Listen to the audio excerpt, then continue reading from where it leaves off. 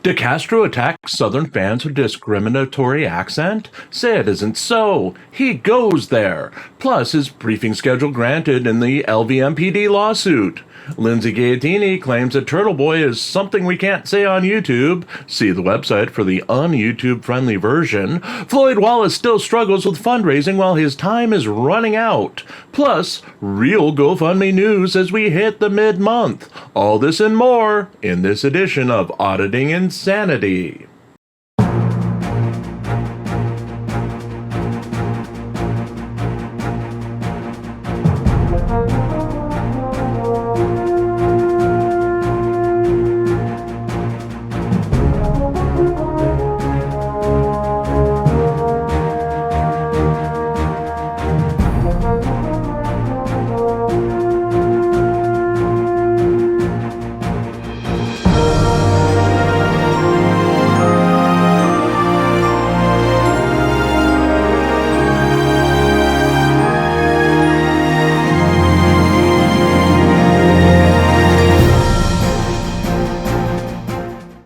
Welcome to another edition of the Auditing Insanity Newscast brought to you by ReallyCoolNews. I'm Jim Finch and I'll be your guide as we cover stories on Floyd Wallace, Chili DeCastro, Turtleboy, and take a look at the GoFundMe market. For real this time. All that news leaves us nothing but to ask you to focus on GoFundMe. DeCastro leads auditors at mid-month.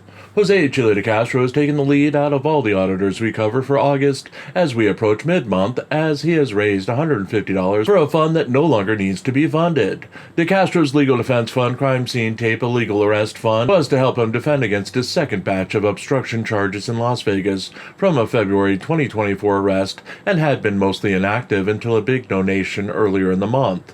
The case itself was dropped last week as the district attorney declined to prosecute, with DeCastro indicating that he may file a civil suit to seek monetary damages from the arresting officers, as he felt that he could have their qualified immunity stripped in the case. Sean Paul, Long Island Audit's Riaz, Support the Fight Against Tyranny and Corruption campaign, came in second for the auditing category with a $110 take for the mid-month after showing some random activity. The fund appears to be LIA's go-to fund for promotion as it randomly receives donations when nothing else is going on. It has helped him win the day on multiple occasions over the past 2 months, with again seemingly random donations on days when he hasn't otherwise put out a video of note. Rounding out the pack is Craig Hendry's To Support Craig's Work campaign, with a single random $100 donation bringing him into third place for the month. Unlike the other two campaigns above him, Hendry does seem to need the cash to fund his ongoing attacks on the legal system. But there you have it for mid-month, 3 campaigns that saw donations out of all the auditors. It's a continuing worrisome sign for the market, as it can't be all tied to the lack of promotion on the part of those running campaigns. BZ Watchdog, new to the list with a disadvantage of 10 days out of the 13 or 14 days of data, should have seen more than just Jose Chili DeCastro's pledge of $100 to get the campaign started by now. The ride-sharing driver and YouTuber has massive exposure on DeCastro's channel, along with the support role on Michael Eline's channel, and there is no reason his fund is sitting where it is other than apathy on the part of the viewers. His exposure dwarfs our own exposure, and our own ongoing expenses account has taken the overall lead for the month with $178 donated at mid-month. While we do have dedicated donors and promote our fund regularly, there's no reason we should be leading the overall pack for the month when so many big-name funds are involved. We'll continue to monitor the markets to see if things rebound for the month, but with so many big funds putting up goose eggs for the month already, including Jose Chili DeCastro's fund to sue Justice of the Peace Ann Zimmerman, it may be a challenge to rebound before the month is over. On that note, if you'd like to continue to stick it to the big names in the auditing community and force me to keep writing this column each day, we do have a GoFundMe of our own. All proceeds go to keep the lights on, eating, and writing new stories to feature here and on ReallyCoolSite.org.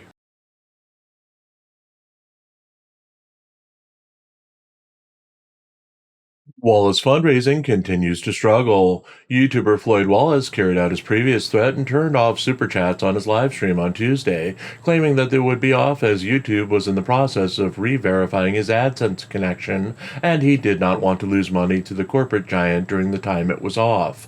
Wallace claimed that it may take months for his channel to be re-verified by YouTube and directed his viewers to donate to his Cash App, Venmo, and PayPal accounts as an alternative to super chats. He offered a buy one get one free deal for those who wanted to pose questions to him and directed his viewers that they would be able to ask him 2 questions for every $2 donation. He then ordered Jackie, his only real moderator, to purge all trolls from chat as they presented themselves. Wallace was again fundraising for his new passport. He said that he had an appointment at the United States Embassy on August 22nd to get his new passport on an emergency basis as he planned to leave the country on August 25th. He was seeking $150 in donations to his passport fund. The YouTuber then went into a long comparison of Colombia and Brazil during the live stream. According to Wallace, Brazil was favorable for his belief that the women would have sex with the man immediately upon meeting him and for the better tasting food. Colombia won for cost of living, cheap apartments, and more relaxed atmosphere. He went on to warn travelers that men were more susceptible to being drugged and robbed while in Colombia, warning that iPhone users were targeted as iPhones were a huge status symbol in the country, and thieves went out of their way to target men carrying the brand of phones. Wallace ended the stream at a little over an hour, bemoaning the fact that he had only raised $5 from his crowdsourcing attempt. He again threatened to turn his foreign-only channel into another auditing channel should donations not pick up once he leaves the United States. The YouTuber is expected to stream again this afternoon.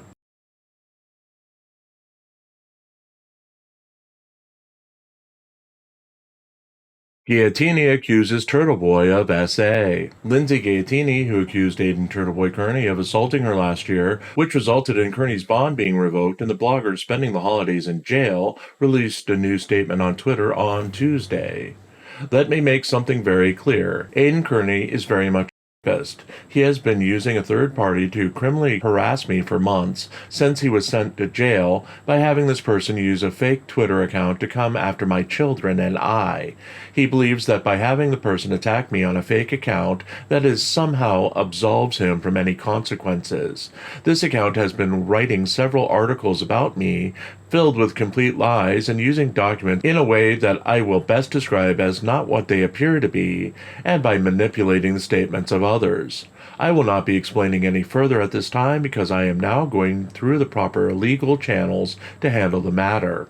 I will not be giving any details about what I know, how I found out, or what evidence I have in my possession because this does nothing but give him and his proxies the means to get ahead of this very damaging information and create more lies and manipulation to deceive the public and the authorities. Anyone with an ounce of intelligence knows that anything, especially information shared on the internet, can be distorted and manipulated to fit a certain narrative. It is true that I didn't want to pursue the charges at the time, solely because I was being blackmailed by him. But since he has followed through on the blackmail and continues to torment my children and myself, I am done holding back. And the investigation was considered active for months. There's a reason that this report was just now posted. Let it also be known that there's a witness and more evidence from the night in question. You, and I'm positive that the cult leader himself, will be shocked when you and he finds out who else came forward to speak the truth about the lengths he has been taking to cover his crimes. Be patient. The truth always rears its ugly head. Gaetani and Kearney began a relationship after meeting at a Free Karen Reid protest last year. It continued through the fall and ended at Christmas time when Gaetani revealed that she was pregnant and had taken pills to end the pregnancy at Kearney's demand. Kearney came to her apartment after she took the pills at her insistence, and the pair got into an altercation when Kearney went through her phone to get information on a grand jury that she had been cooperating with. The blogger allegedly pushed Gaetani away before leaving the apartment, resulting in her filing assault charges the next day. While Kearney's bond was revoked and he spent 60 days in jail, police declined to go forward with Gaetani's charges against him. Gaetani later sought and was awarded a protective order requiring Kearney to stay away from her.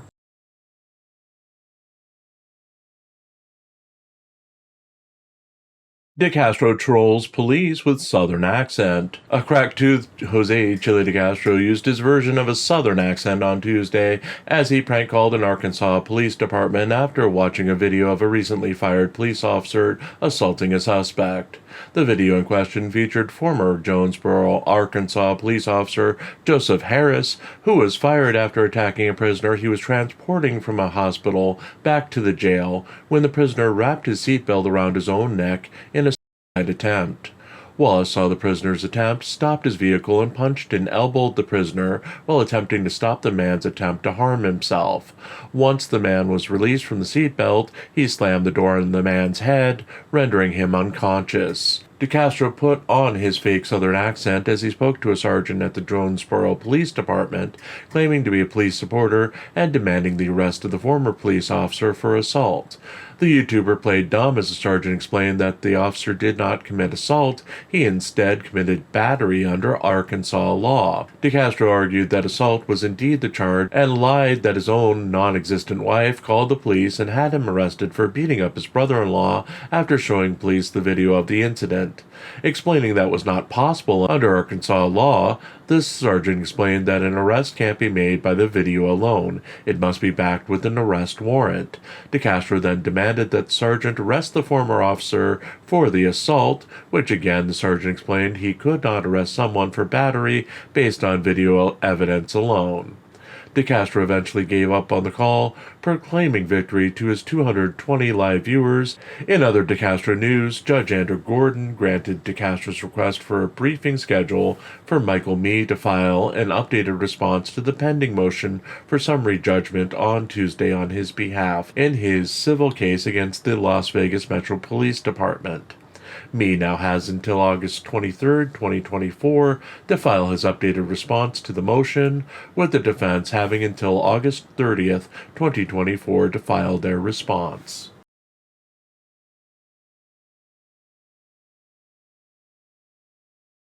And we're back. Another night down and we're back in the game. We're going to get a whole week without a delay, even if it kills us.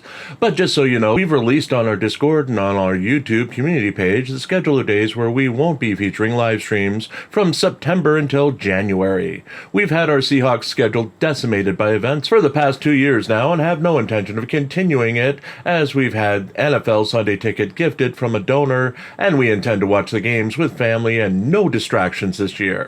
I'm 100% sure it'll never happen that way, but at least we're warning you that there will be days when there will be no lives in the near future. On that note, have a wonderful evening, and we'll be back tomorrow with another incredible edition of Auditing Insanity.